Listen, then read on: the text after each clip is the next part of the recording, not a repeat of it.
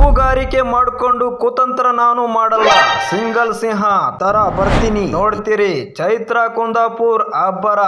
Big Boss season 11ರಲ್ಲಿ ಚೈತ್ರ ಕುಂದಾಪುರ್ ಅಬ್ಬರ ಜೋರಾಗಿದೆ. ಬಿಗ್ ಬಾಸ್ ಮನೆಯಲ್ಲಿ ಟಾಸ್ಕ್ ಶುರುವಾಗಿದ್ದು, ಗೇಮ್ ವೇಳೆ ಪಡೆದ ಪಾಯಿಂಟ್ಸ್ ಅನ್ನು ಸ್ಪರ್ಧಿಗಳು ಕತ್ತಿನಲ್ಲಿ ಹಾಕಿಕೊಂಡು ಕಾಪಾಡಿಕೊಳ್ಳುತ್ತಿದ್ದಾರೆ. ಈ ಒಂದು ಟಾಸ್ಕ್ ನಲ್ಲಿ ಸ್ಪರ್ಧಿಗಳಿಗೆ ಹಣ ನೀಡಲಾಗುತ್ತೆ. ಇದನ್ನು ಅವರು ಕಾಯ್ದಿಟ್ಟುಕೊಳ್ಳಬೇಕು. ಚೈತ್ರ ಅವರಿಗೆ ಯಾಮಾರಿಸಿ ಹಣವನ್ನು ಕಸಿದುಕೊಂಡು ಹೋಗಲಾಗಿದೆ. ಇದಕ್ಕೆ ತಿರುಗೇಟನ್ನು ನೀಡಿರುವಂತಹ ಚೈತ್ರ ಅವರು, ನಾನು ಗುಂಪುಗಾರಿಕೆ ಮಾಡಲ್ಲ, ಸಿಂಗಲ್ ಸಿಂಹ ರೀತಿ ಬರ್ತೀನಿ ಅಂತ ಸದ್ಯಕ್ಕೆ ಚೈತ್ರ ಕುಂದಾಪುರ್ ಅವರು ಆವಾಜನ ಹಾಕಿದ್ದಾರೆ.